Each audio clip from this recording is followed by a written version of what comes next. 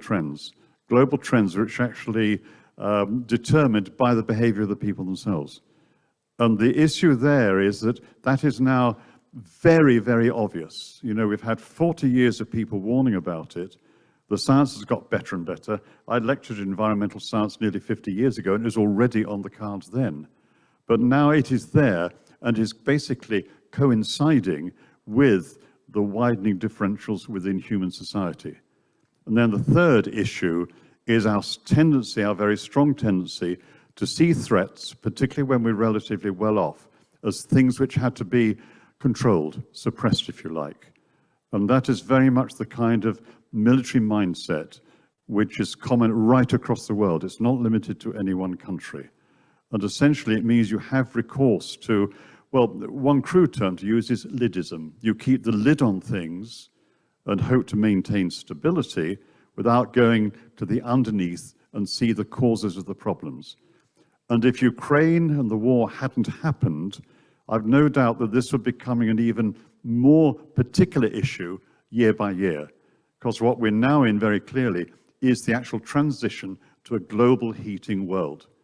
And over in the last 5 years, that has happened as well.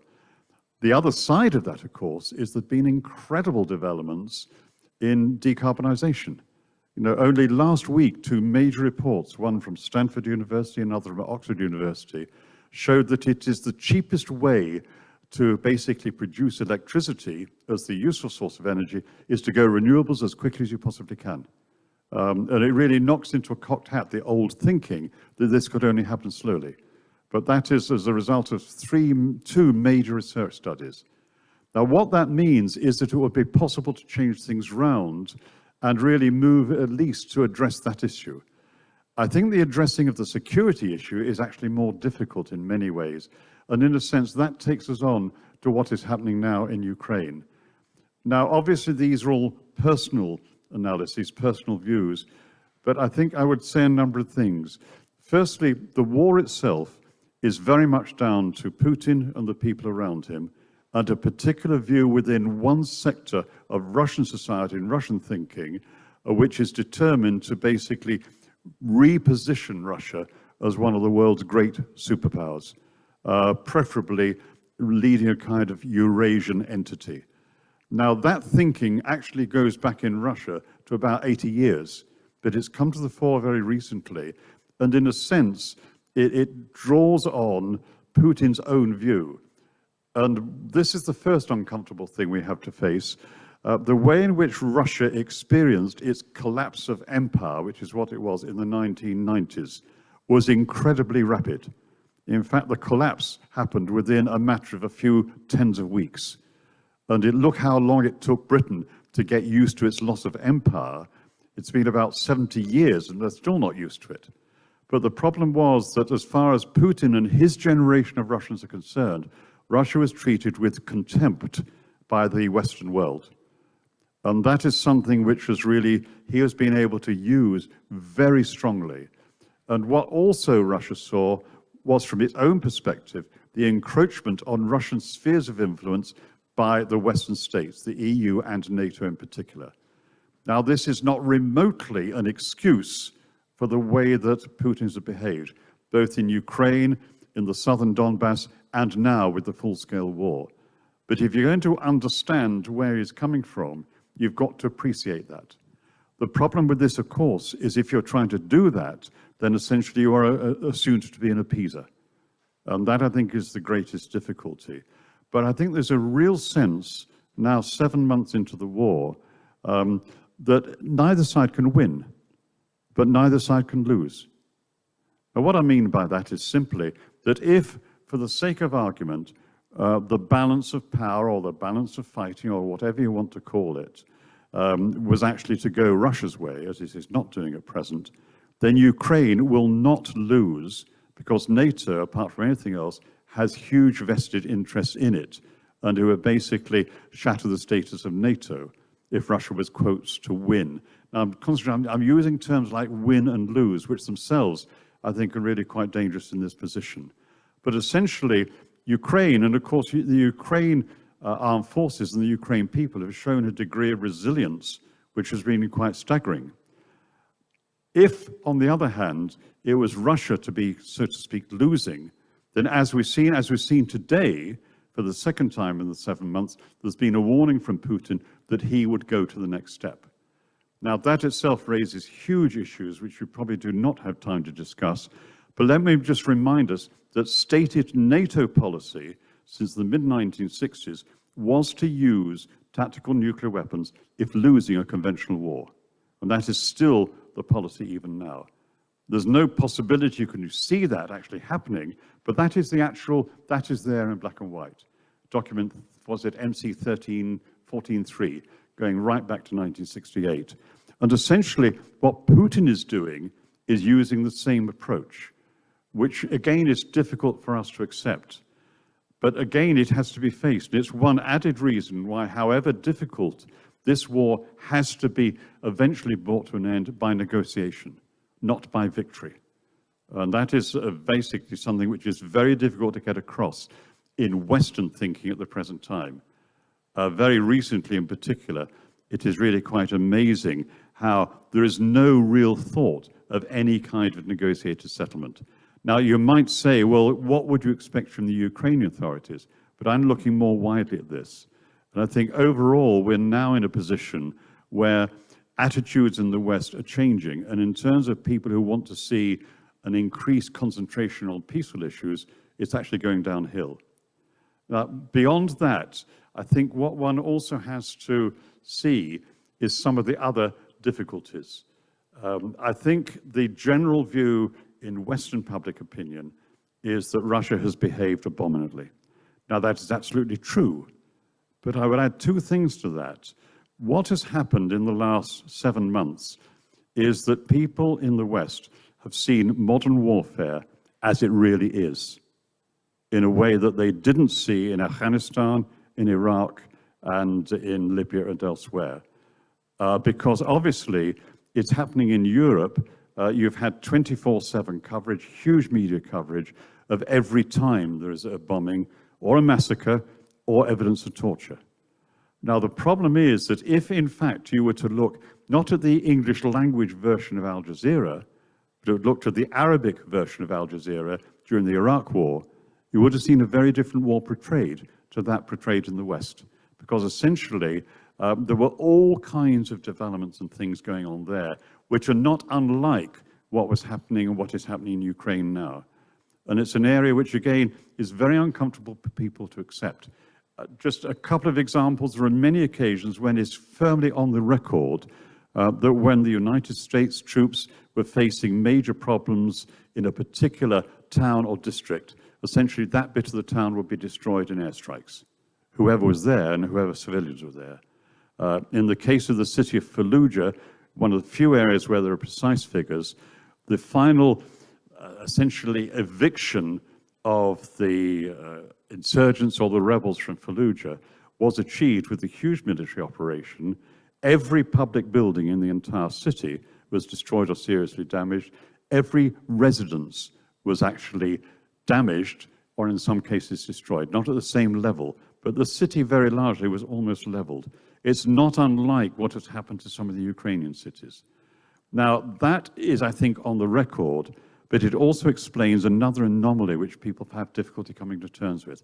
And that is that if you look across the worldwide community, the war is actually seen very differently. It is not seen in terms of the good people in the West, the bad people in the East, the bad people in Russia. And what you see much more commonly is actually a plague on both your houses. And, you know, I've had good conversations with some of our students who are basically from Somalia or Uganda or elsewhere, who basically say, look, it actually looks different to us because we get a clearer idea of what happened in the Middle East, and we also have the colonial experience. And this, I think, is a problem for Western states in particular, but it is part of the big mix. In addition to that, you actually have, well, the reality, and I'll be blunt about this, war is exceptionally good for business. And basically, we now are in a position where the major armaments corporations, the military-industrial complexes, if you like, this is across the world. This is not just in Britain or France or the United States. This is also in China. This is also in India. This is in Russia itself. And most notably, you know, the news that Japan is now looking at doubling its military spending, which would actually make it the third largest military spending power in the world. And that is the kind of thing that, in other words, we're moving towards a situation in which greater militarization becomes the order of the day. Now, that all means that we have a tremendous task to do at a time when it is very difficult to even say these things. You know, I'm conscious that if you raise these kind of issues in any general public discourse, people just cannot accept them. But it is part of the thing that we have to get to grips with if we're going to see our way out of this. Now, what I said earlier on was because of the nature of this conflict and how it has evolved, I personally do not think there is any way in which either side can win in the conventional military sense. In fact, what has to happen is some sort of negotiated settlement. It is probably the case that if that could be achieved, basically the Putin regime would have to give more than the Western states. And that, I think, many people would say is absolutely right and proper. But the danger is saying now is the opportunity to essentially defeat Russia and possibly even cripple it for a generation. And there are certainly powerful thoughts in Western strategic thinking that this is an extraordinary opportunity to just do that. And you see it writ in what politicians are saying in the West, some more subtly than others. Now, when you look at all of this, I'm conscious of the fact that we're raising issues which do not normally enter the discourse of the war in Ukraine. And I would stress again, this is not in any way to excuse what Putin is ordering and doing. It is worth saying, though, that there is far more unease within Russia than essentially meets the Western media. And we do have personal family connections there which help us understand this. It is certainly true that the older people are in Russia, the more likely they are to back Putin, because it goes back to their experience in the 1990s. Younger Russians far less so. And as we know, there are about 200,000 Russians, mostly younger ones, who've actually left the country in the last 7 months because they cannot protest within the country, and they're trying to basically survive when they're deeply opposed to the regime. So you put all these together, and we have, you know, major issues to address. I have to say that in some ways, the moves towards the possibility of a rather more peaceful world are, to an extent, on hold at the present time. And it is up to people like us and many others to turn that back. And there's no real pretense that that is going to be easy, but it has to be done.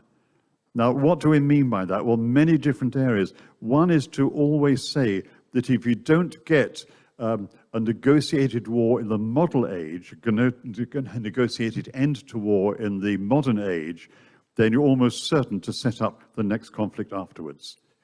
It's a very difficult time to do it in view of the nature of Putin himself and the small group around him. But that doesn't mean you have to try and find some way of doing it. There is a risk, it's a small risk, but there is a risk that this war could escalate completely out of control. And that alone is one reason for taking a different way forward. Now, when you look at this overall, where are the possibilities? Well, one thing we do need to accept is that where people are actually struggling within Ukraine, for example, to look for more peaceful solutions and to basically oppose militarization, they do need support. And that is basically something which is not basically being offered at the present time. You also see that one of the subtexts of what has happened recently has been the loss of many of the key world arms control agreements. And that basically is very bad news because it makes it easier for countries to do things which might have been at least against an agreement in the past. It's also the case, I think, that we do have the positive moves. Quite coincidentally, you might almost say, we do have the attempt to get a broad nuclear weapons convention, a UN convention, which actually bans nuclear weapons. We're already in a position, 147 countries who've committed to that, and I think it's 60 or 61 now that have actually ratified the treaty. And that's in the last 5 years. So that is also happening. The risk is that it doesn't get the emphasis it needs now at this time of direct conflict. Can you be hopeful in the long term? Well, of course you can. And I would take you back. If we were meeting in this hall or its equivalent in Edinburgh 40 years ago, in 1982, not 2022, then our main concern then would be whether the global community would escape what became, in the terminology of the time, a central nuclear exchange, in other words, a worldwide nuclear war. Because that was when the Cold War with the nuclear arms race appeared to be getting really out of hand. But that was avoided. I think very important there were attitudes in the West becoming very suspicious, if not antagonistic, of the dangers of nuclear weapons. And without a doubt, as it happened, the role of Gorbachev in Russia, or in the Soviet Union then.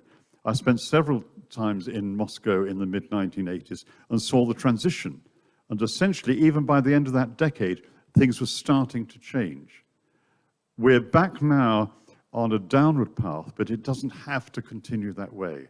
And I think, for people who are prepared to work on this, it may get very dispiriting, it may get very difficult, but you just have to accept that this is what we have to do. And as I say, on those global issues, there is already a much greater questioning about the way the world economy goes. It is abundantly clear that, global conflict links to climate breakdown, and climate breakdown has to be avoided. It does mean, again, this is a personal view, that I think the next 5 to 10 years become absolutely key. And in that time, if progress can start to be made, it can actually accelerate. And that is something which I think we have to hold on to very strongly. But do remember there have been many occasions in the past when things have looked bleak in parts of the world or in the world as a whole. And humans have come through, humanity has come through. And this is where I think we are now, and there's everything to hope for. I always think, although I manifest that I'm something of a sort of a non-theist, I do believe that the virtue of hope is a key one, because essentially you always look to the future. That, I suppose, is in some ways the most important message. I'm rambling on a little bit now, and I'm conscious of that. So let me draw this early part to an end, because we have some very important people who will be coming on the discussion, and we have a discussion here. But in short, let's be candid, this is a difficult time, and it's also a dangerous time. But this is when different thinking is even more important. And essentially, that, I think, is a role for us. I'm sure it's absolutely a role that the people who gave rise to even these awards would have endorsed wholeheartedly. So what I would suggest now is that we go through to widening it to a debate involving people from, well, at last count, from Chile, from Ukraine itself, and I think we have one other person joining us as well. So thank you very much, and thank you again for this award, which I hugely appreciate.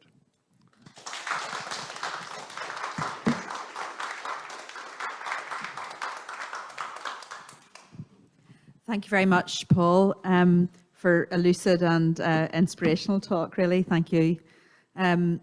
So we have people joining us on Zoom, but I have in particular 2 panelists who are joining for responses to questions, who I'd like to introduce and invite to give a short response from their own perspective on the conflict of Ukraine.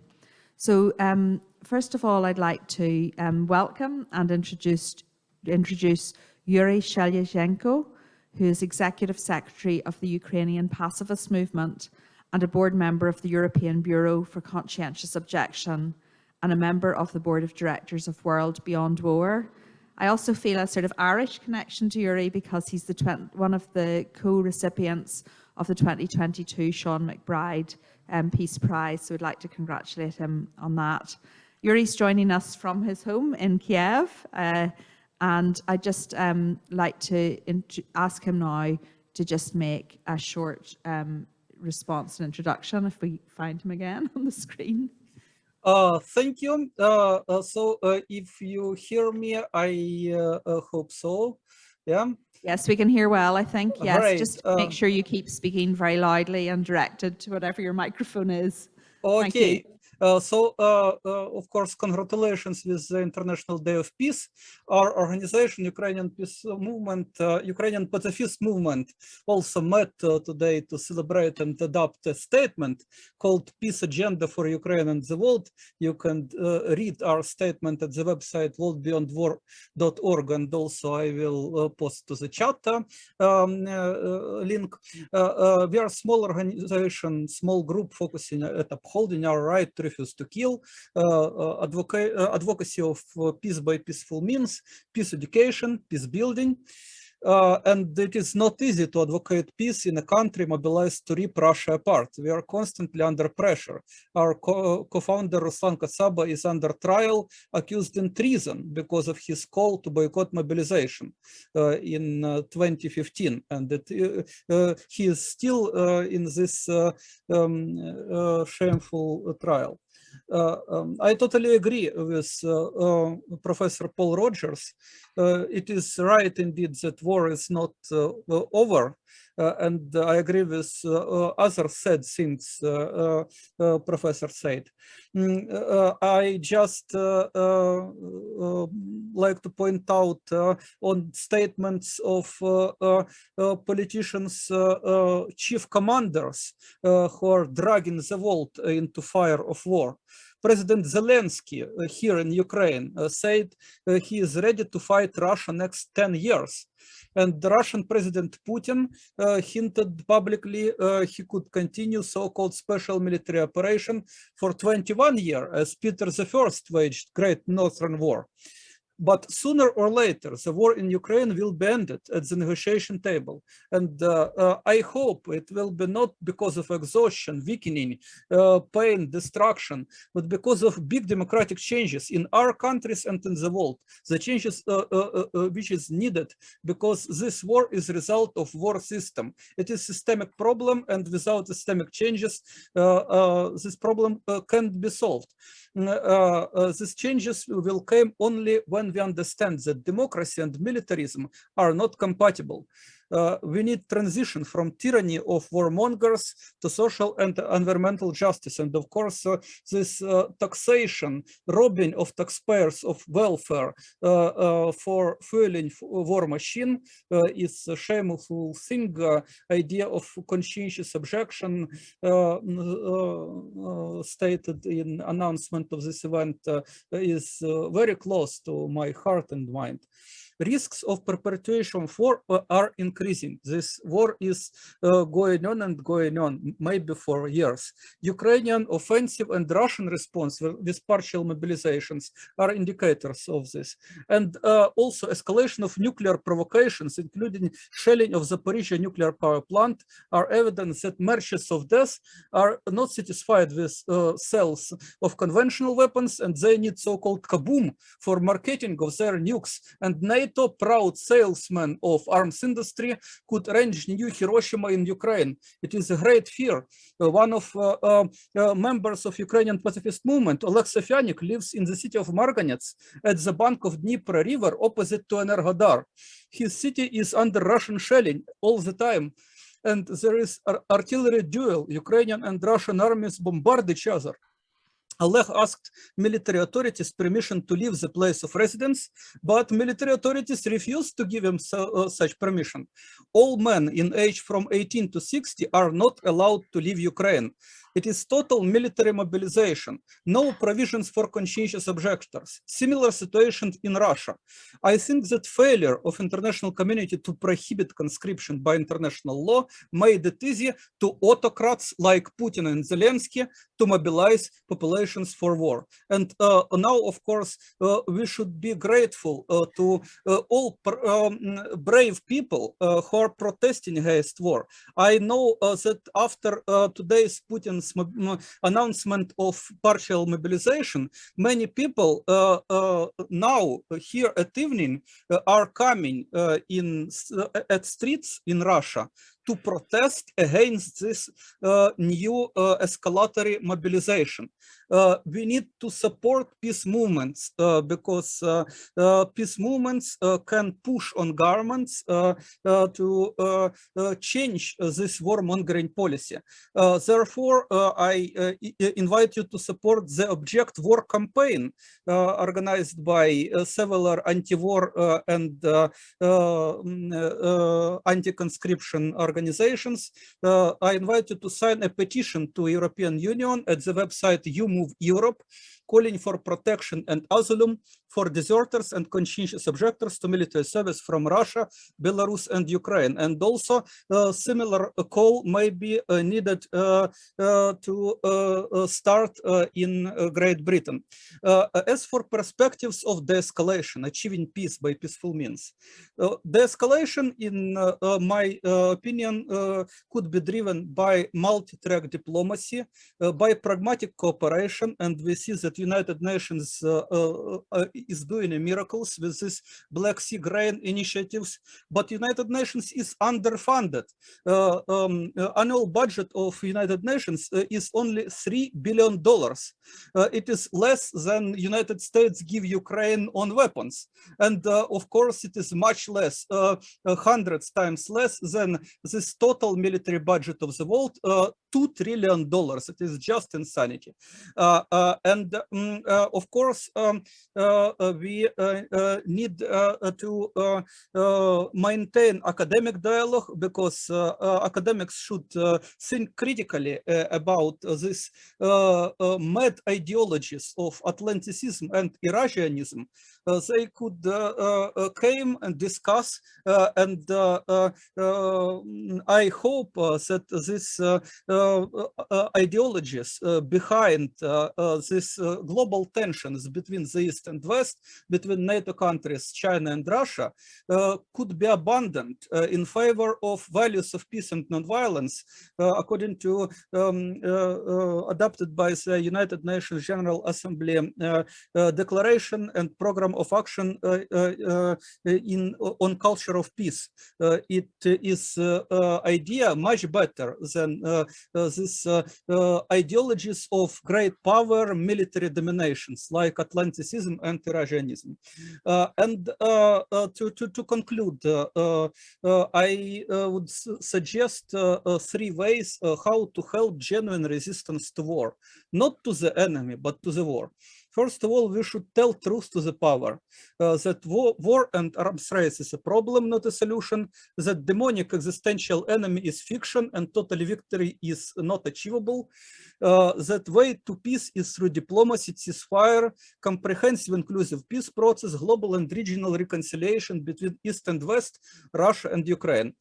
Secondly, we should invest in peace culture. Because wars are growing from childhood. When people hear fairy tales about heroes, about battles, and don't hear about heroic mediators, peace builders, peacemakers, spiritual leaders, and so on, of course, we need peace education, and by the way, peace education network in the United Kingdom do a lot. This experience should be developed. I would be happy if such peace education programs like in the United Kingdom could be started in Ukraine and Russia. And of course, help to the needy is important. To help to victims of war, as I said, to conscientious objectors and deserters seeking asylum, to people who are traumatized, displaced, deprived means of living. Thank you for invitation to this amazing event, and let's build peace in the world together. Thank you very much.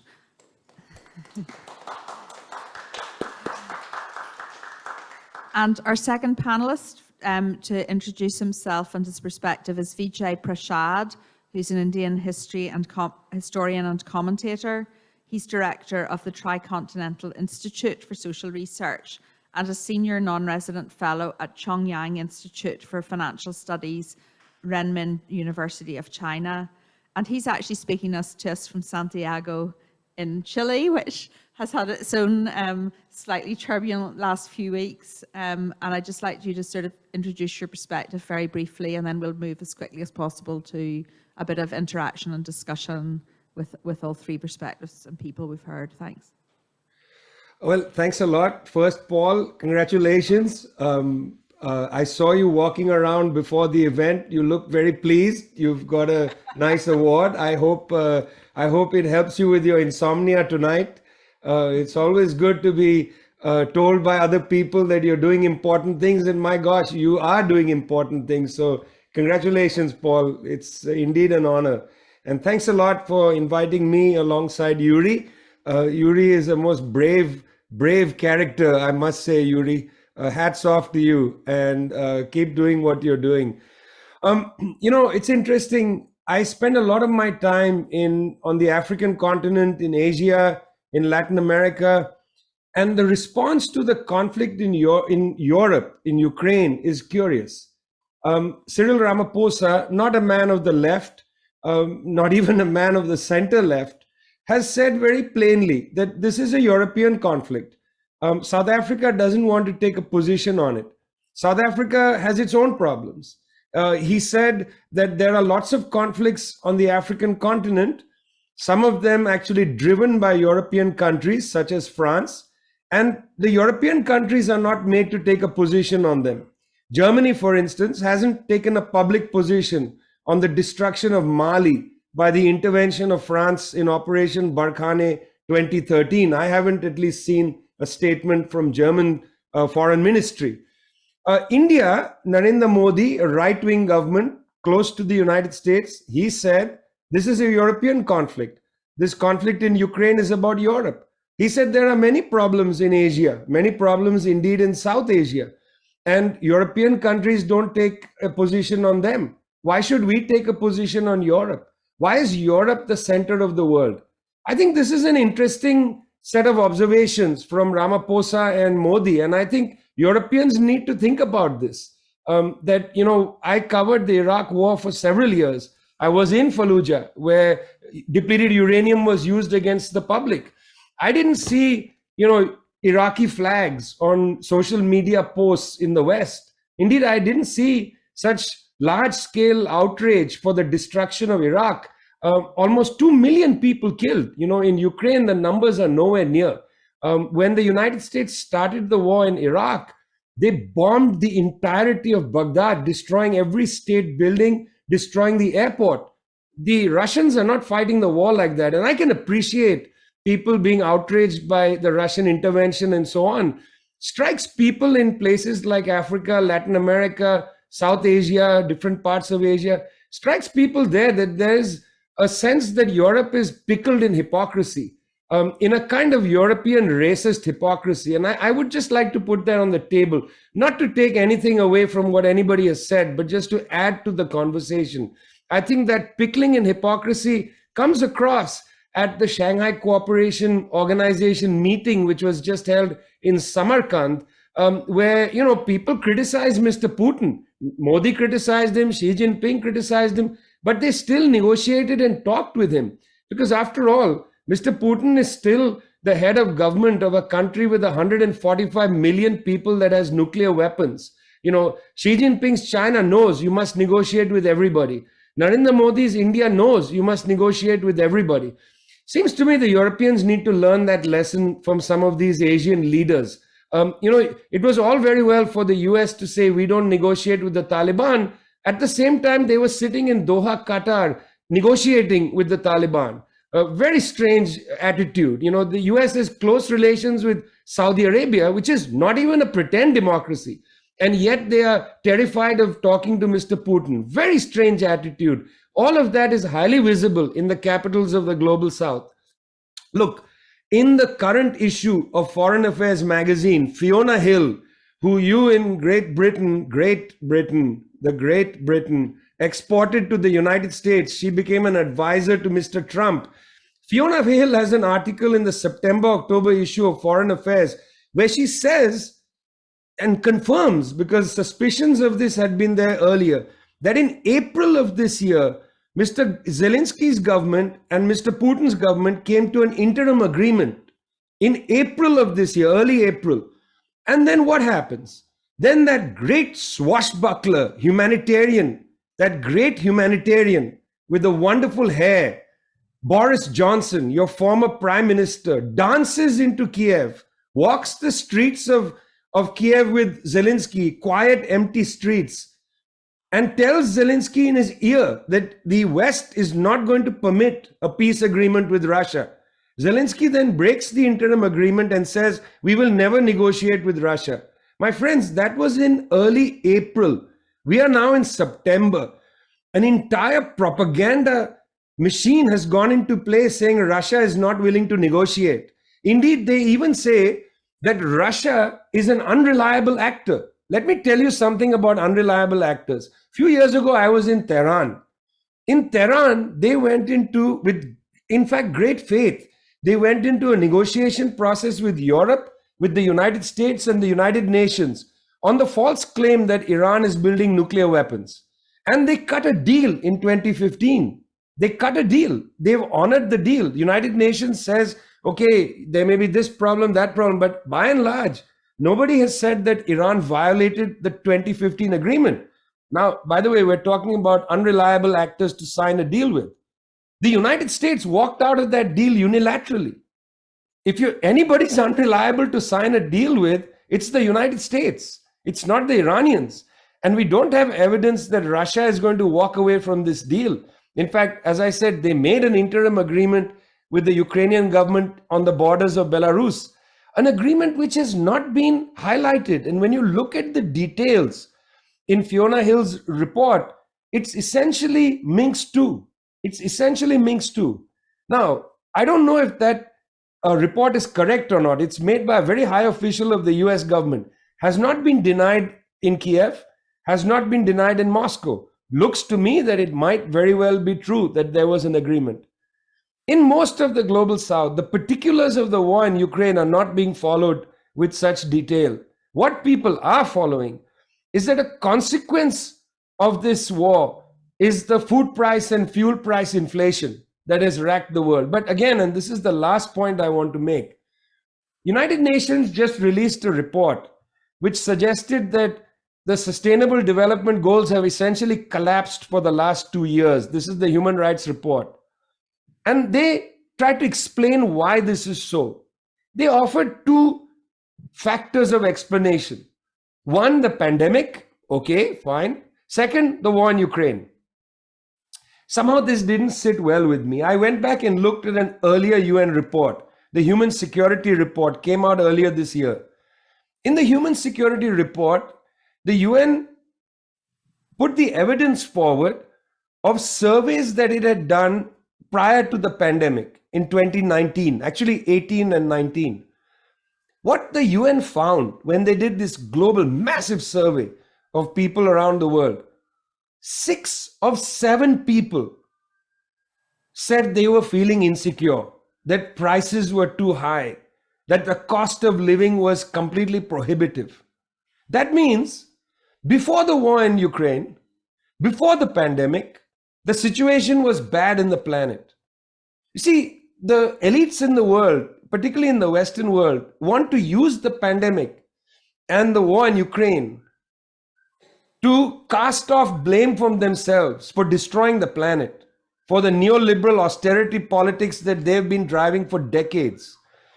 Are you trying to convince me that Putin is to blame for what Margaret Thatcher and General Pinochet started? Are you trying to say to me that a pandemic which lasted 18 months, maybe still going on, Biden has said it's over, by the way, and since he's the American president, we should follow whatever they say.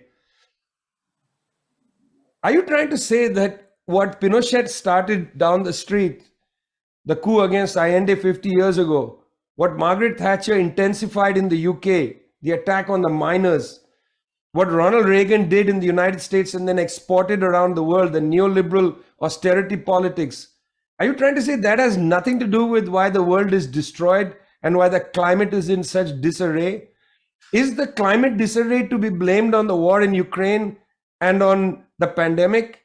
Is the fact that 33 million people were displaced from their homes in Pakistan to be blamed on the war in Ukraine and on the pandemic? The West has spent a lot of time creating demons in the world.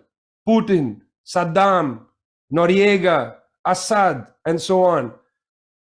We're not able to even breathe in the fact that almost 2 million Iraqis were killed. None of the names I mentioned have been responsible for the death of 2 million people. And yet nobody in that queue of names says Bush, Cheney, Clinton, Obama, none. Let alone David Cameron, let alone Boris Johnson. And my God, the reason why the Queen died, Liz Truss. Thanks a lot.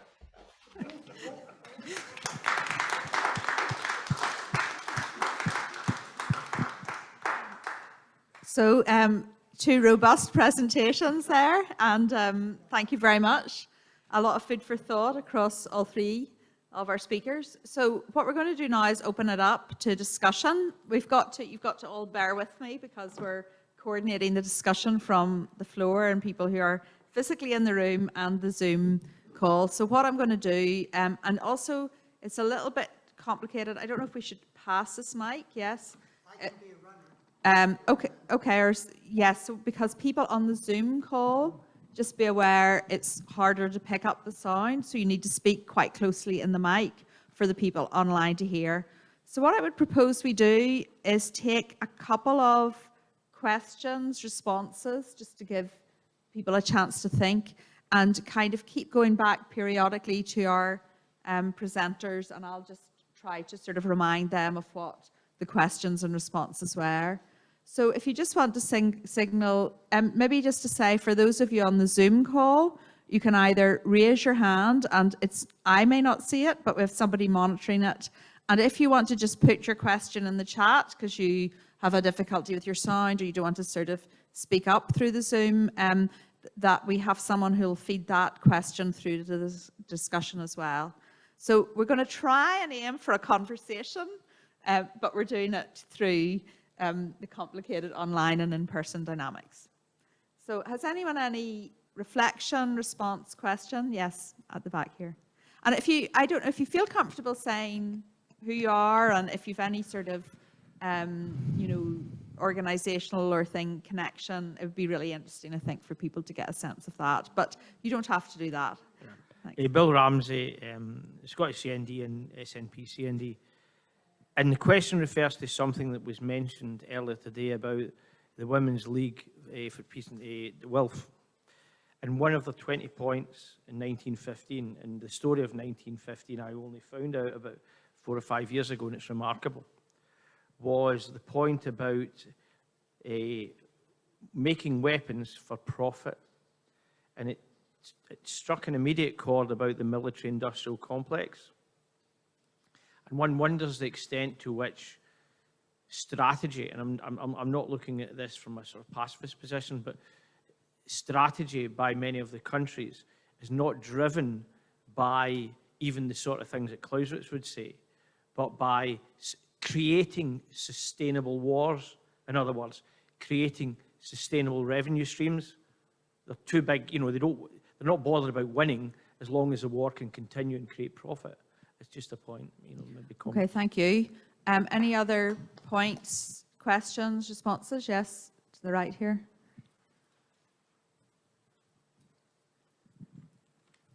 Thank you. My name is Roger Robertson, and I knew Jeffrey and Elizabeth years and years ago, but that's my connection. I don't want anything I say to sound as I'm defending Russia's actions or Putin's actions, but a lot of people, all three speakers have spoken about how he has to take the blame for everything. And I wonder how much you would agree with me that the leaders of the West who all believe in the nuclear deterrent, they all believed in this mad system of nuclear assured destruction, have completely forgotten the logic of it and ignored it. And at Yalta, which of course is before everyone was nuclear armed, they agreed spheres of influence, and there's no way Ukraine isn't in the Russian sphere of influence.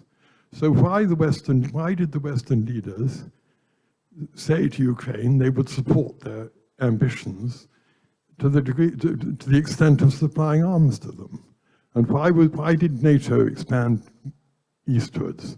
Everyone now says Angela Merkel and the Germans were wrong to rely on Russian gas, but perhaps they were going the right way, tie Russia in. But we do have to respect these great powers have their spheres of influence. This is an unpopular thing to say, but I wonder how the Ukrainians would feel about this, that if we'd said to Zelensky, we cannot support you militarily, you have to come to some agreement. Thank you. Any other questions? Do we have any questions online? Yes. Do you want to bring one of those in?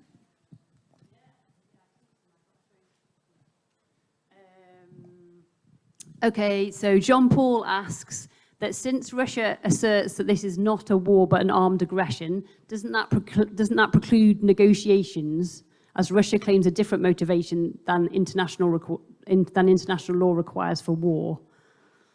If you understand that question. Yeah, that's great. Have you any others there? There's a question about what happens if Russia did win, basically. If Russia does conquer Ukraine, then what can the West do? And then there's just a question about what was the draft deal? Could we have some details? I think that was what Vijay was referring to, the draft deal.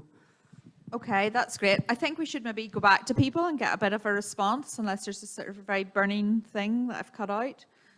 So we've got a number of things. I wonder if I can maybe go a bit in, mix them up a bit in how we respond them, but it might be useful to hear, you know, we've had a bit of a conversation that there can't be winners and losers. And I suppose, you know, we've been hearing in the West of sort of Ukrainian gains, and then there's Russian pushback story. But what happens if the balance of power tilts in favor of Russia, or Russia wins? What do people see as the consequences of that?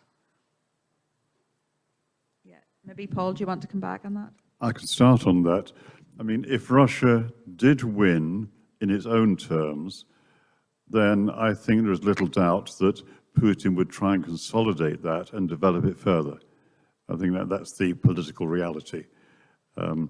As it has turned out. Can I ask, do you mean like go into other countries or Possibly, basically expand the idea of Russia at the head of a Eurasian identity, which is what is written very much in his own thinking. And this is a strand of thinking for 80 or 90 years, a small strand within thinking in Russia, but one which has come to the fore over the last 10 or 15 years, and really has been taken over by Putin and the group around him as basically restoring Russian greatness. It doesn't go that far from making Britain great again, making America great again, and it's pretty similar with Russia as well. But going back to what I was saying earlier on, you cannot underestimate the perception in Russia among older Russians that they were treated with contempt. Now, let me add to that, of course, within Russia, when what at the time was called hypercapitalism took off, then Russians in fairly small numbers, the thousands, benefit immensely. It was a sort of robber baron period, and we should never underestimate that. Partly, I think, a fault of the way in which a neoliberal system works. But the end result of all of that is that if Russia was to win, then I think that would basically be a reinforcement for what Putin is about. The chances of that happening, probably even from the start, are pretty remote, because immediately, with the way in which NATO had already expanded very widely between about 1995 and 2010, meant that NATO would bluntly have not allowed that. I'm using sort of crude language. But what that really means is that the war was probably never winnable from Putin's side. He believed wrongly that a lightning war with the major gains made within 72 hours would be what would happen. And basically that was wrong from the start. So I suppose in a sense, I think it's very difficult to see how Russia could have won this, but if it had, then probably there would be a continuing major competition between East and West, taking us back to a kind of a new Cold War. But again, one has to remember what Vijay was saying. It looks different from elsewhere in the world. And that's something which is one of the most important lessons which we have to learn, uncomfortable though it may be. Before I move on to the other people, can I sort of roll in the first comment about the wealth, and add a bit to it? But, you know, there would be a way of saying, well, actually, and I think if we think of what Vijay was saying about consecutive crisis, one of the things that's sort of very clear at the minute is that we're lurching, both in the UK and more generally, from crisis to crisis. It's actually demobilizing a lot of the standard responses, I think, because people are kind of exhausted with life. And I wonder how much is there just a sort of economic rationale, if we think of it more in terms of what happens, critical industries like the arms industry. And I wonder then, does that apply to Putin too, in terms of that there's other rationales? So I'm thinking about the way that Putin in ways rose to power through what probably were contrived bombs in Moscow that led to remobilizing around Chechnya. And that was very much his, and that this is quite similar to strategies of maybe Johnson visiting Ukraine or Galtieri in Argentina mobilizing the Falklands War at a point where he's very, very vulnerable domestically and the dictatorship's really unpopular.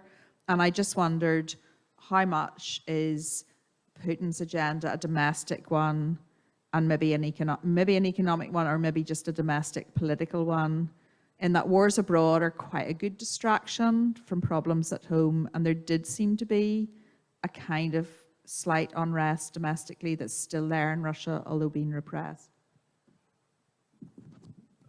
Again, it's a huge topic. I would remind you of that basically small phrase from Shakespeare, Henry V, prologue to part 2, now thrive the armourers.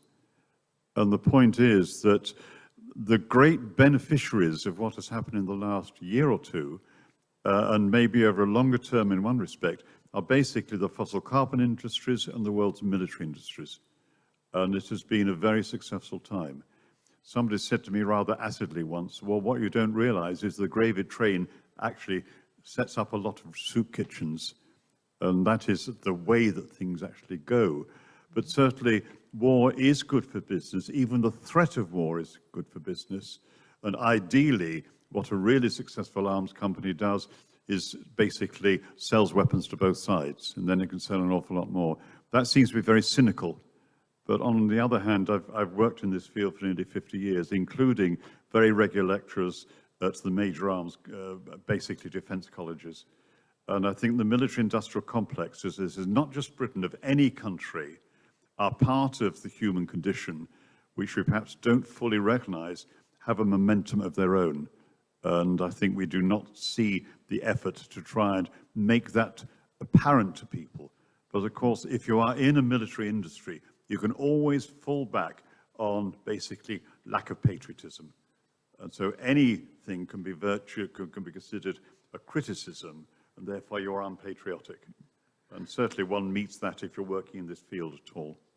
Thank you. And to turn to the others, there were 3 different questions around, you know, the need to negotiate and a deal, as it were, and both that came up with all 3 of the speakers. And so I wanted to turn to Yurii and then Vijay and say, you know, is it possible to talk about the parameters of a deal? I suppose I've studied sort of more internal intrastate conflicts for a lot of years, and actually one of the things that's maybe controversial to say is everybody tells you how difficult it is, but what I would say is at any one point in time, it's quite easy at some level to see the only possible zone of compromise. And the problem is that zone of compromise is often not acceptable either to one of the parties, to both of them, or to the international community on moral grounds, on legal grounds, on political grounds. And the battle does change what the zone of compromise might be. But I wonder, do you see a zone of compromise? What are the sort of moral and just boundaries of that zone of compromise? Or is it something that we can say there's a need for compromise, but we really can't talk about what the zone of compromise might be? And I guess, Yurii, from a Ukrainian perspective and a peace movement perspective, is this something that people are engaging with and actively talking about in Ukraine? And is there any space for that within Ukraine? And I guess, Vijay, then maybe you could circle around after to also talk about what you think, you talked about this possible interim agreement and possible Minsk II. What would it mean to sort of circle back to those types of options? Thanks. So if Yurii, I just maybe turn to you first.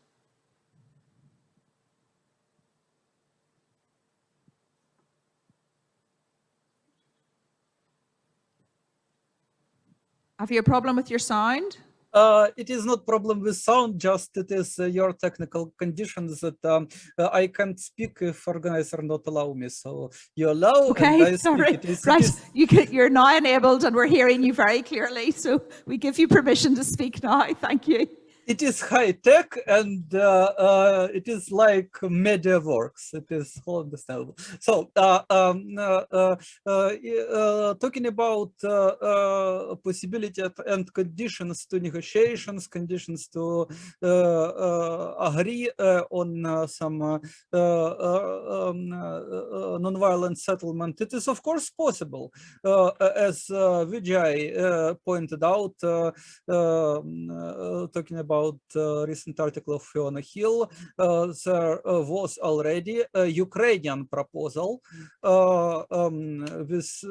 which was acceptable for Russia. This proposal was made at the end of March, prior to this catastrophic visit of Boris Johnson to Kyiv, discouraging Ukraine from making peace deal. And conditions were that Russia should withdraw from taking Ukrainian territories except of Crimea and Donbas. But Ukraine didn't agree to give up these territories. Ukraine agreed just to postpone solution of status of these territories on 15 years. Ukraine agreed to neutrality, joining NATO, because we have these official aspirations of NATO membership enshrined in our constitution. Ukraine also said in this proposal that there should be a group of security guarantors of Ukraine, including Russia and major Western powers like United States, for example, and European Union member states. But then Boris Johnson came to Kyiv and said, United Kingdom will not give any security guarantees with Russia. And in result, by the way, several days ago, former NATO Secretary General and head of presidential office of Ukraine, Andriy Yermak, their working group proposed new so-called security guarantees. And it is like more mobilization, total mobilization in Ukraine, more weapons to Ukraine in long-term perspective and so on. So totally militarized so-called security guarantees, which means more war. And what said Professor Paul Rogers about profits of arms industry, it is key moment, because there is no problems in current state of political technologies to achieve peaceful solution. All moral problems, all economic problems could be, even ideological problems could be resolved. But there is question of interest. Who is interested in continuation of war and who is interested in stopping the war? In stopping the war, interested people. People have a right to peace and interest in peace. Corporations, producers of weapons, this warmongering elites, not only on the West, but in Russia too, by the way, are interested in maintaining and increasing their power, having more glory and profits by continuation of systemic violence. And this protracted war is their way to remain in power and their way to have their hyper profits. Therefore, we indeed need peace movements, and we should discuss structural problems in militarized economy and substantial problem of transition from militarized economy and violent governance to economy of welfare and non-violent governance, because such things as sphere of influence are from the past. You know, some people are saying sphere of influence. I was in this sphere of influence here in Kyiv during Russian attack on Ukraine. I was here in Kyiv and Russian bombs were exploding nearby my home in several kilometers. My home was shaken, and our family every day feared that the next bomb will explode our home and we all be killed. Fortunately, that didn't happen, but some people in Kyiv, many people were killed during Russian invasion and this shelling of capital of Kyiv. And then this peace deal was concluded because behind this Ukrainian proposals, which then were withdrawn, and behind the withdrawal were economic interests of militaries, and we need first of all to think not about division of the world between militarized war profiteers and militarized governments. We should think about structural changes to abolish war before the war abolish us. Structural changes which are are already started. It is development of culture of peace. We can't imagine that in times of this Second World War, for example, in fight with Hitler, such things as Black Sea Grain Initiative were impossible. Now it is possible because people understand that victory at the cost of defeating other is not the best way. The best way is mutual benefit, win-win, not victory. And even children know that because they learn it at school. It is developing culture of peace, and we should go on with this. Governments are already replacing the most brutal forms of governance, this so-called hard power, with soft power. Of course, now it is very frequently used for misdoings, for manipulations. For example, during Russian annexation of Crimea, Putin used human shields to ensure that Russian forces will not be attacked by Ukrainian forces. And Putin said, our mothers and children will go before Russian troops, and they, Ukrainians, will not dare to shoot. Similarly, during violent power grabs in Kyiv, human shields of peaceful students were used to make easy for violent radicals, far-righters, to take government buildings and so on. So now soft power in many situations is misused and manipulated, but it is effective, and it could be used for good, and should be used for good. We need to develop non-violent governance, non-violent politics. We need this structural change. Thank you very much. You've got a lot of support in the room on that. Thank you. Vijay, I wondered if you wanted to speak a little bit about the deal, and given you sort of took a global sort of perspective, also the question that came up about should we not think in terms of spheres of influence and maybe sort of moderating positions? What would that mean for a country like Ukraine?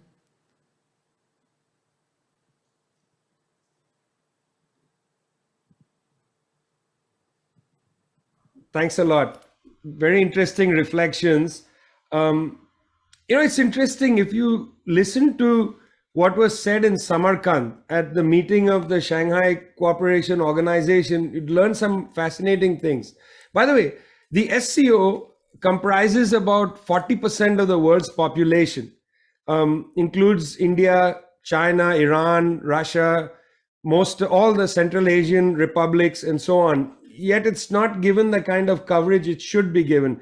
The G7 countries, whose meetings are covered all over the place, they comprise only 10% of the world's population. Just for, just a good sense of what's wrong with the world. Somehow Emmanuel Macron is taken more seriously. Imagine, can't think of a more mediocre person taken more seriously than world leaders from other parts of the world. It's pretty incredible. Yesterday, Gustavo Petro of Colombia gave one of the best speeches I've heard at the UN General Assembly. And I very much hope it's been reported in the disunited kingdom. I don't know how long you'll remain united, but I very much hope that Gustavo's speech was reported in the papers in Britain. Far more of an accomplished and intelligent person. This is all in a way to say that if you listen to what people are saying, like for instance, if you listen to what people in Russia are saying, it's very clear they don't want to annex Ukraine. That is not the agenda. That is a fantasy of the Western capitals. They made it very clear what's their problem, and they put two things on the table. Number one is, in fact, was established in that March-April deal. Russia will return to the 23rd February border. What is that border? What will be that border? This is a debate. One, Crimea will remain part of Russia. I don't think was an actual debate in March, April, or even in Minsk II. Secondly, the status of Donbass is to be decided, I suppose. Is Donbass now to be, or rather Lugansk and Donetsk, are they to be part of Russia? Is that the border? I think there's a question. It's really important for people to recognize that when Crimea broke from Ukraine, the government of Ukraine, and Yurii will back me up on this, cut water supplies to Crimea, for which reason the Russians had to build a bridge from the mainland to Crimea. It's very clear that post-April, the Russians had been fighting to establish a land bridge to Crimea that included the very bloody fighting in Mariupol. Now, if they'd accepted the March-April deal, then the land bridge may not have been built. Right now, it's unlikely that the Russians will move away without being defeated militarily from that land bridge. Very unlikely. So that's part of the question is the Donbass region, Crimea. Whether the land bridge is there or not, that's a separate issue. Secondly, security. And I want to put some context on the table. We talked earlier about the US unilaterally walking out of the Iran deal. The US in 2019 unilaterally walked out of the Intermediate Forces Range Treaty, the INF. Remember that after the United States invaded Cuba in the Bay of Pigs in 1961, the Soviets and the Cubans decided to move missiles to Cuba. That became the so-called Cuban Missile Crisis. And the United States said, we will not tolerate, we will go to war to prevent missiles being 90 miles off the shores of the United States. You will remember that. It was an enormously tense and dangerous period in world history. Well, after Trump withdrew from the Intermediate Nuclear Range Forces Treaty, Putin was on the record saying, we will not tolerate intermediate nuclear missiles in Ukraine. In fact, the issue was not NATO membership for Ukraine. It was the possibility that the United States would place, intermediate missiles in Ukraine and in Taiwan. By the way, that's the other so-called theater where this was threatened by the United States. So, I mean, when they ask for security guarantees, I'm actually quite surprised that rational leaders in European countries haven't picked this up. Angela Merkel was extraordinarily sympathetic to having a discussion about the question of a new kind of security guarantee for the eastern part of Europe. She was very sympathetic about this. Strikingly, this ridiculous government in Germany, I mean, the Green Party of all parties is out there saber rattling against, the East. And they are willing to open coal plants and nuclear plants in Germany. I'm telling you, if Europe doesn't wake up, they're going to have to burn the Black Forest and make charcoals for their home in Dusseldorf and Frankfurt and so on. Because there's no way you're going to be able to get liquefied natural gas from the United States. There is a kind of strange hallucination that has overtaken European capitals. Why I'm saying this is because any deal has to be accepted by the Europeans. They are putting their finger on the deal making and saying no deal. It is rational for Europe to have a relationship with Russia. It is rational because Russia is going to be, for the near future, your principal supplier of energy. There are no other alternatives, my friend, unless you start burning coal again. If you start burning coal again, I am looking forward to the discussions taking place at the COP meetings when European leaders go and start lecturing India and China again about burning coal. I'm looking forward to that. I'm looking forward to Xi Jinping turning to Liz Truss and saying, you better stop using coal. I'm looking forward to that. It's going to be strange for England. England is going to have to perhaps reopen the coal mines. Where will you find the miners for that? You're going to have to import miners, and then you're going to have more problem with your anti-immigrant sentiment in the country. Europe has to wake up. It's living in a major hallucination, frankly. I mean, Yurii can talk about the situation in Ukraine. We can dissect the problems in Russia. All of that true. But you got to talk about Europe. Europe is actually one of the big problems in the world today. It lives with an illusion of grandeur. It lives with a hallucination. I'm going to say this point because it has not been reported in Europe. Algeria is not an easy country for people to protest in, frankly. It's not easy to have a mass protest in Algeria. Recently, Emmanuel Macron landed in Algiers. He was booed in Algiers. People yelled, France, get out of North Africa. In Mali, the government has told France to leave, and France has had to leave all its military personnel, move them to Niger. This is the mood in the world. People are fed up with Europe, and Europe therefore has to meet that attitude and come to some maturity itself.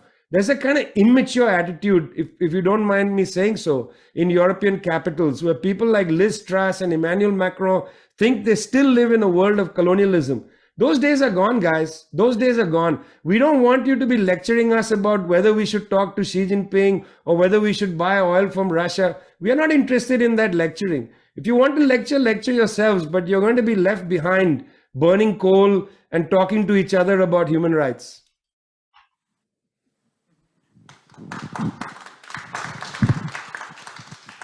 Have we any other questions from the floor? Any last round of questions? Yes. Can we get a microphone? Sorry, thanks.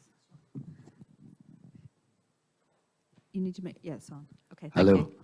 My name's George Wilson, and apologies for coming in a bit late as regards this question, Paul, but going back to your earlier talk, I must say I was really surprised, maybe even the word is astonished, that you didn't, in the big picture, speak about the role of the United States.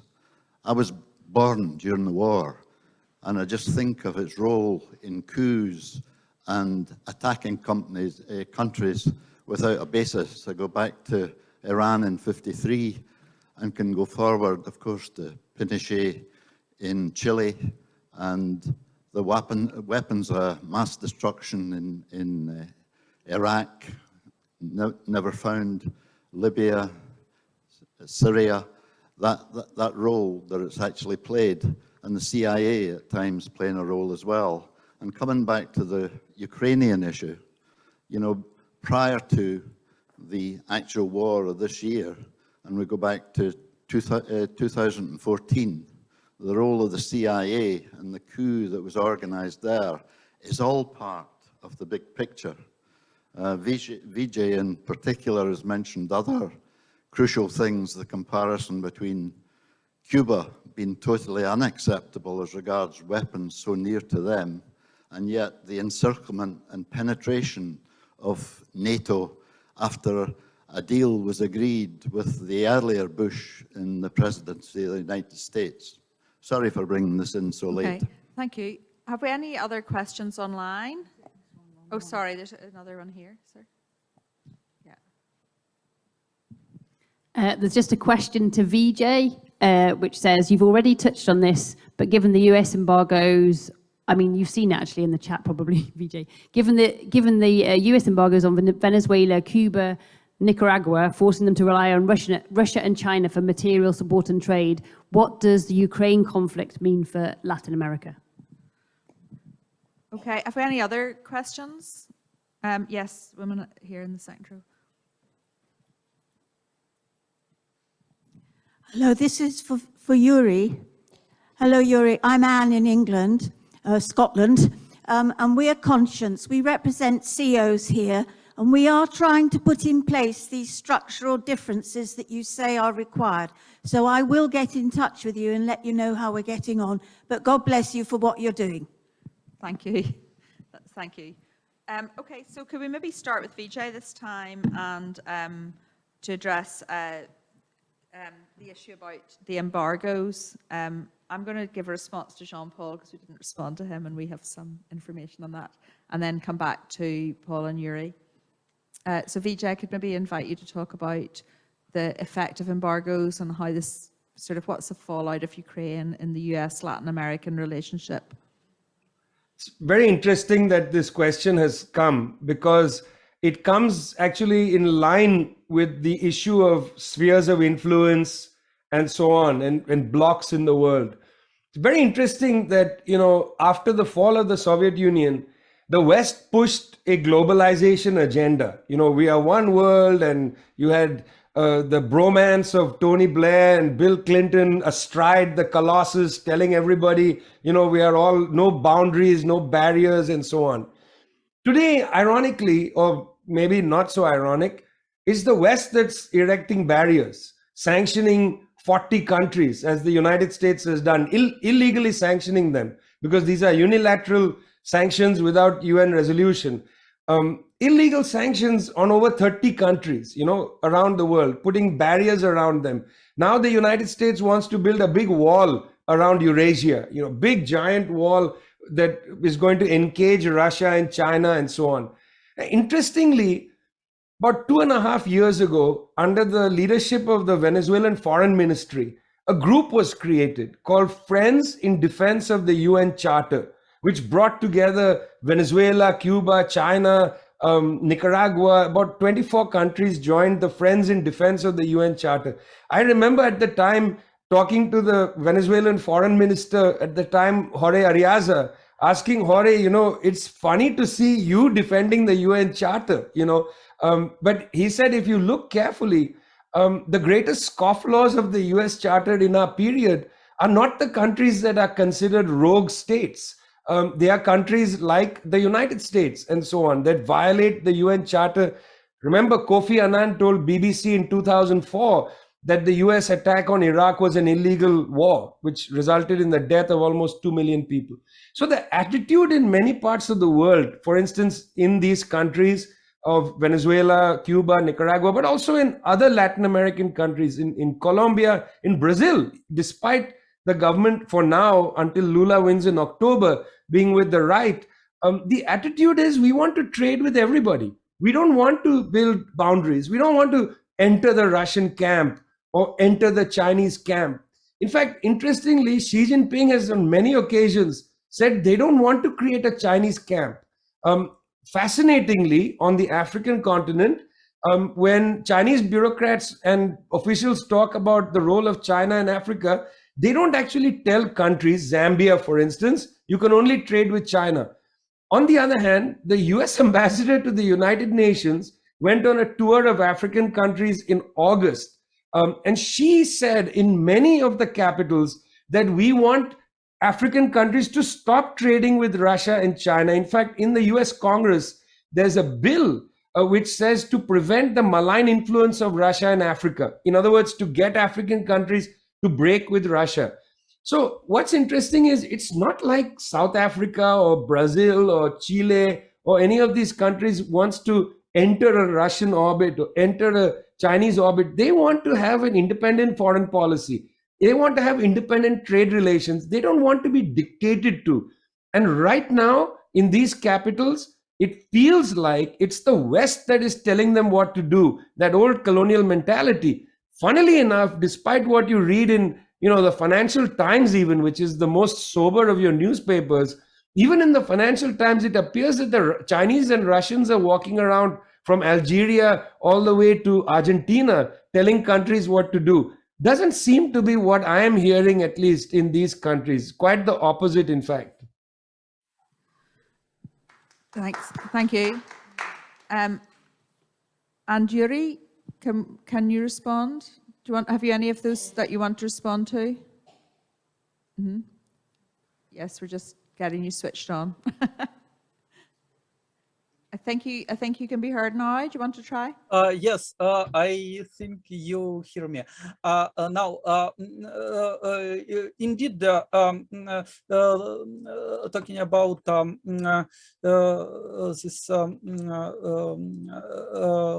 this situation with catastrophic conviction of both Russian and Ukrainian leadership, of both NATO leadership and Russia and China leadership, that they can achieve some geopolitical victory. NATO is going to establish global hegemony, and Russia and China pretend on regional hegemonies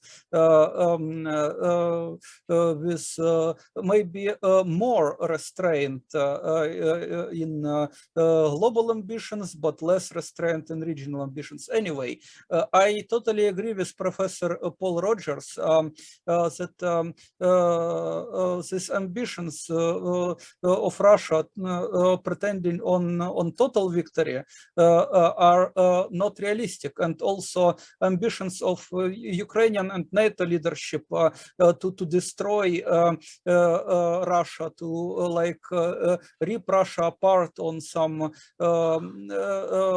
rival small nation states is also not realistic. What we really should remember is that this tragic situation, this pursuit of total victory at the cost of human lives and suffering is a result of dystopian worldview. People who are ruling in so-called great powers, they are living in dystopian world described by George Orwell in this book 1984, world of three great powers who are not directly combating each other, but waging perpetual war. And this war is kind of peace, the only achievable peace in their dystopian world. But real world is not dystopia.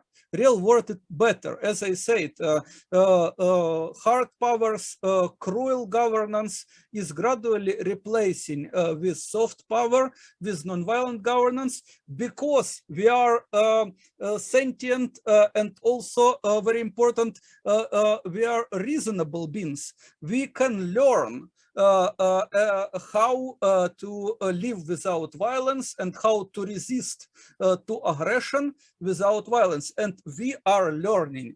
And peace movements around the world, including peace movements in belligerent countries, in Ukraine and Russia, and peace movements in countries involved in this great antagonism between the East and West, peace movements can help this global transition towards nonviolent governance. And I am grateful for this voice of support to conscientious objectors, to military service, to people who are bravely resist system of war, even repressed. As you know, in Russia, critics of war is severely punished, and in Ukraine also a lot of repressions, not only against pro-Russian figures, but unfortunately against peace-loving people too. Even pro-Ukrainian peace-loving people are repressed and bullied and have threatening calls, firing from jobs and so on. And therefore, thank you for care about anti-war activists for solidarity. And I invite you to support a global campaign launched today by the European Bureau for Conscientious Objection, by the Connection EV Network, by War Resisters International and International Fellowship of Reconciliation. You can easily Google it, and you have a link who is in online now. There is a link in the chat on this petition: Russia, Belarus, Ukraine, protection and asylum for deserters and conscientious objectors to military service. It is petition asking to grant protection and asylum to deserters and conscientious objectors from Belarus and Russian Federation, to urge Ukrainian government to stop persecuting conscientious objectors to military service and to guarantee them a full right to conscientious objection, and to open the borders to those who oppose war at the great personal risk in their countries. We are the people who are moving the world toward better future without wars, without armies and borders. The world of people as one big, loving and happy family. Not Orwellian dystopia, but universal brotherhood and sisterhood is future of humankind, which we should work for, and we deserve to achieve it. We should try, and I hope we will succeed in that endeavor of building peace on us. Thank you very much. Paul, could I ask you to respond then to the American point and any other things that occur to you in response to what's been said? Yes, I mean, I didn't use the term United States. I didn't use the term United States much. I was using it more generically because I talked repeatedly about the West and NATO, and certainly the Western involvement in Russia in the 1990s was primarily American. But in some ways, I have a little bit of difficulty if we concentrate just on using the term the United States, because it tends to rather downgrade the involvement of quite a few other Western countries with very similar attitudes. So maybe this is why I tend to speak slightly more generically on this issue. But yes, the United States is very much central to much of what has been going on and what we talked about. There was also a point somebody made saying, can you have a mediation, you know, where there's Russian aggression? I just want to say, from one of the research projects we've done is collect all the peace settlements from 1990 to date, both in international wars and wars within countries. And I think a couple of things are quite interesting. That first of all, even if there's an ostensible victory, there often actually has to be a mediation at the end of it anyway, because you've got to figure out how the country is. So even in Iraq, where there was, if you like, the external victory, there was a whole set of resolutions around kind of how power would be transferred that actually sort of had to be negotiated initially in the first Iraq war with Saddam and with the Iraqi parliament. So they're actually known behind the scenes as the treaty, the peace treaty resolutions.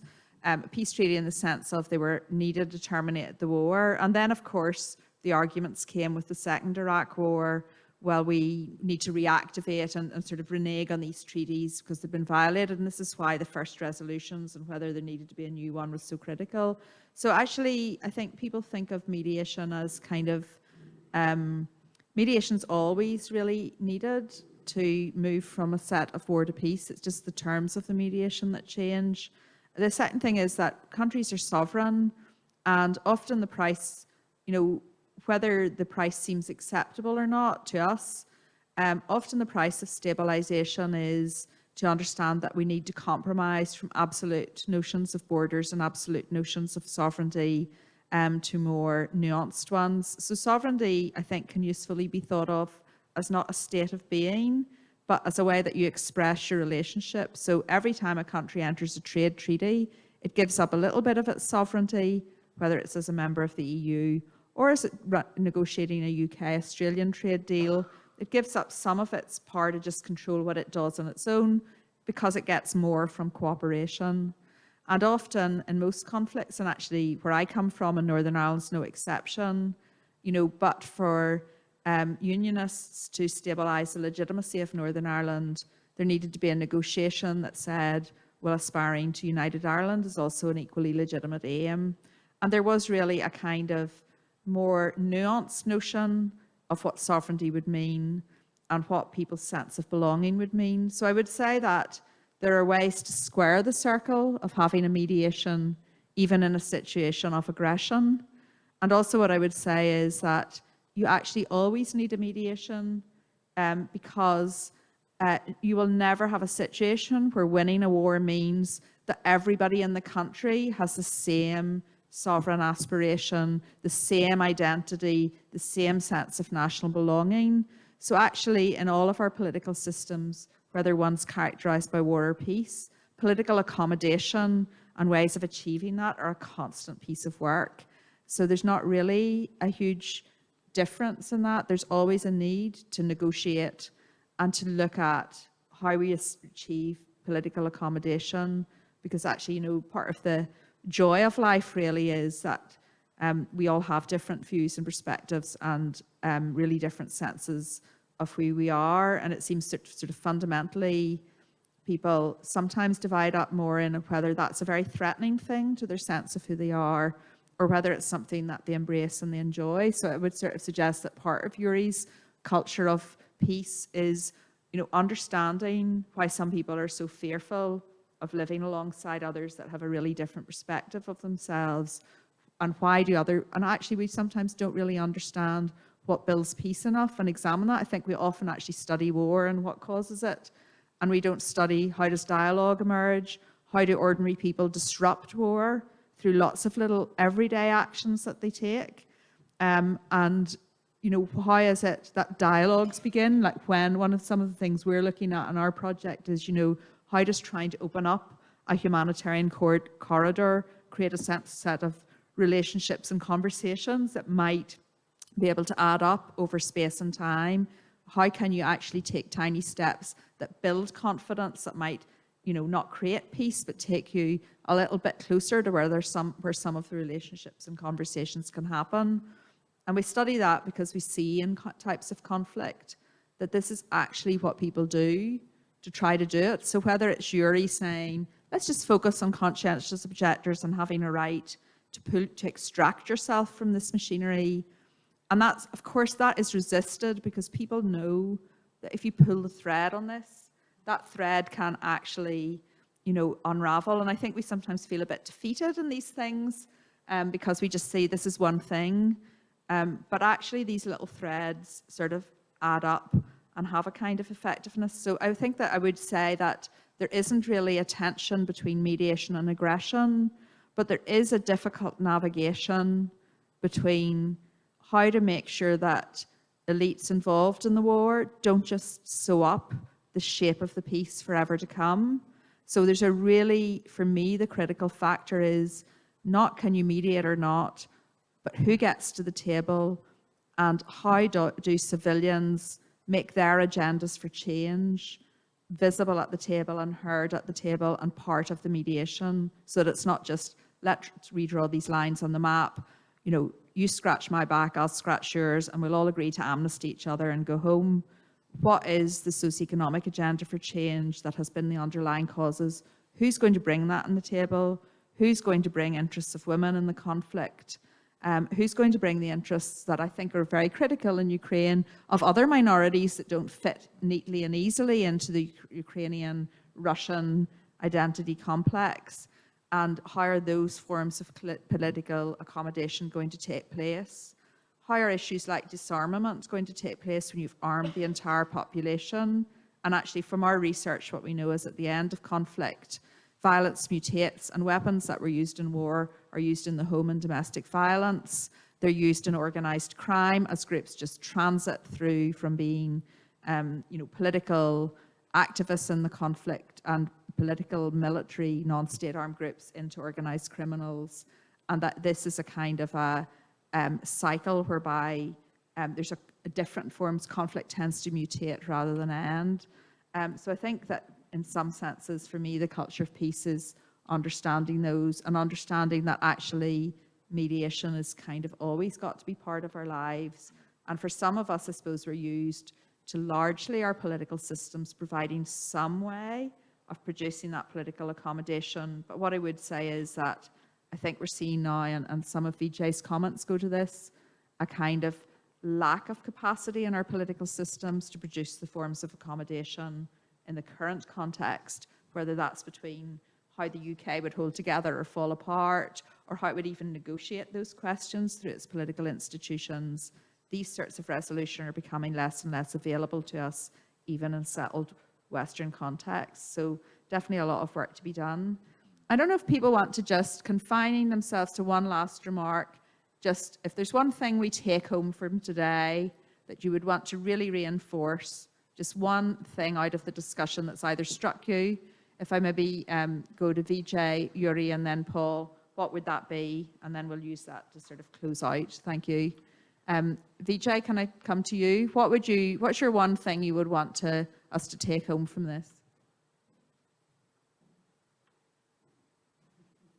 I think it's not, he's not switched on. Unmute. Yeah. Okay. Well, first, I don't want to forget why we are here. Congratulations, Paul, again. It is really important that we celebrate each other. I think we sometimes forget when we get involved in these conversations that we have to still build community one person at a time. Congratulations, Paul. And again, Yurii, salute to you for all the very courageous work that you do. It's really quite heartening. I very much hope people will stay the distance in some of these fights and discussions and debates. There's a lot of difficulty in having reasonable and rational debate.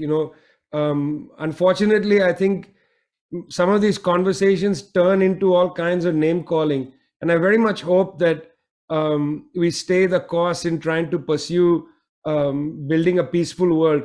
When Gustavo Petro, the president of Colombia, addressed the Colombian military, which has been a terrible force since 1810, when Colombia won its independence, Petro's statement to the Colombian military was extraordinarily courageous, and I want to share it with you and leave you with that. What Petro said to his military, and imagine if all heads of government said that to their militaries. What he said is, since 1810, you have been preparing for war. From 2022, I want you to start preparing for peace. And I really wish we could hear all world leaders talk like that. Thanks a lot, guys, and congratulations, Paul. Thank you very much. Yurii, if you had just one thing you want us to take home, what is that? Yeah, of course, also my congratulations and thank you for this beautiful summary. You told very good thing about mediation, and I would like to say this. Our ability to resist the system of war and to abolish war depends on ability of people to resist without violence, systemic violence which oppresses people nearly everywhere.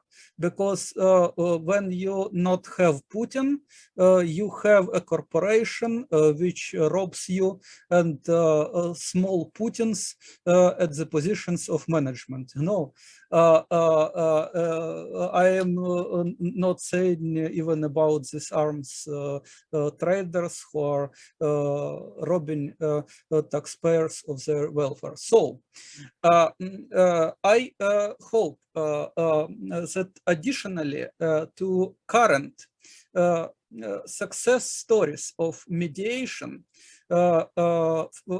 finding bridges between rival camps of East and West and belligerent countries like Ukraine and Russia. Such mediators as United Nations, which negotiated this Black Sea Grain Initiative, or Turkey, and not only Turkey. You know, when sanctions were introduced, a lot of forbidden things will pass from the West or from Russia to some neutral country, and then will be transferred with some economic benefits to middle country to other rival camp. So this self-interested mediation is a very common thing today, but we need public mediation, public good mediation. And I hope that we could build worldwide peace movement capable to become a collective mediator between archaic rival violent camps of imperialists and nationalists. We need this peace movement in the middle, able to be a sane voice calling for peace by peaceful means. And our goal is to become this great collective worldwide mediator as the first step to building our better future, great family of humankind without armies, border, living in common happiness. That's a vision, and this sort of public good mediation we need. Thank you very much. Paul? I suppose the most important thing is always to be able to see the wide views of everybody involved. If you like, see yourself as others see you, but wider than that, to recognize that there are genuine differences of approach based on where people are coming from.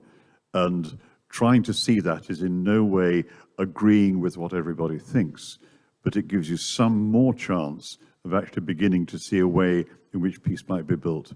I think that's probably the most important thing that I'm trying to learn, put it that way. That's really good. So I'd just like to thank all three of our speakers. I think we all want to wish solidarity in particular with Yurii, who I think out of all of us here tonight is closest to the coal face in terms of the types of risk he has to take just at the minute. And I think also through our solidarity with you, Yurii, like we'd really like to convey a solidarity with all the citizens in Ukraine and civilians and all the peace efforts and all the conscientious objection efforts that are there. And you've given us one practical thing to do tonight in terms of petitions and creating better legal standards around conscientious objection that sounds practical. There's also, in the line of the programme of government of Scotland, a commitment to establish some sort of peace institute. I was involved in sort of writing a report for that, but I think it's a little bit unclear how it's moving forward, so that might be something people also want to engage with. And I think it would be a good thing, and I think it could be part of connecting a culture of peace within Scotland to a culture of peace broadly, because creating a culture of peace begins at home.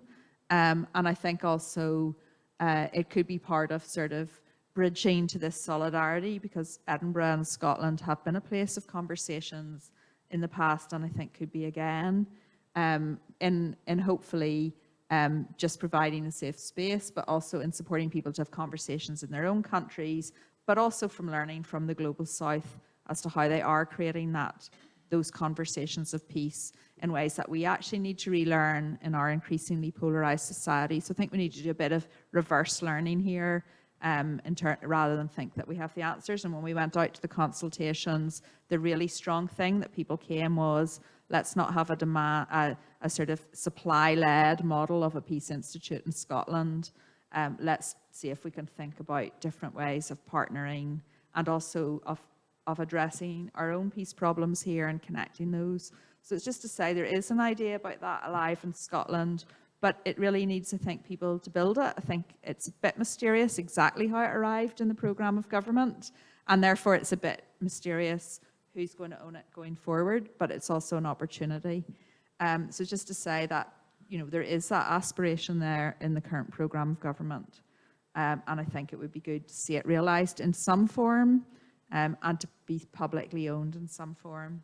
But that's just my view and not the Scottish Government. I mean, I'm not saying it's not the Scottish Government view, I'm just saying that's my personal view, to be clear about that. I'd like to just add the congratulations to Paul on the Peace Award, but also say what a lovely way the event has been to honour the work of the founders of the Peace Award, and just say thank you all for coming, and thanks to the organisers. It's been a privilege to be involved. Thank you. I'd like to say a big thank you to Christine as well for her input this evening. And I'd also like to thank all of you for turning out tonight. I would like to assure Yurii that we will do our best in terms of building a culture of peace here in Scotland.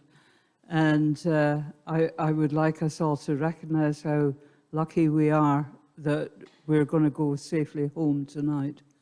And I think it's important to be aware of that. Peace and Justice has gone through a difficult few years, along with a lot of small organisations. We're now working in partnership with an organisation, Secure Scotland. So if you don't know about that, please pick up one of the leaflets at the back of the room. And if you're on the mailing list for one, you'll be on the mailing list for the other. So expect some news as far as that's concerned. Peace and Justice has had some previous involvement in the initiative about the Peace Institute, and that is definitely something that is high up on our radar. And I was also lucky to be involved in some discussions that have been led by another academic who is working with the Scottish Government towards an approach to a feminist foreign policy. So we're inputting to that as well. And I think these initiatives are a very important part of what Peace and Justice does in its work. We're particularly pleased to tell you that we've finally got premises. So we're going to have a Peace and Justice Centre soon, very soon. It's going to be at 58 Ratcliffe Terrace, which is just opposite Leslie's Bar, down the road from the National Library. So a good spot for students and other people. And there will be news of that, so please make sure that you're on our mailing list if you sign up at the back. But mostly I just want to say thank you to everybody that's participated online and in person, and particular thanks to Christine for doing such a great job of facilitating the evening. And Paul, who's been working all day, because doing his bit at the Parliament this afternoon as well. So thank you very much, and safe home.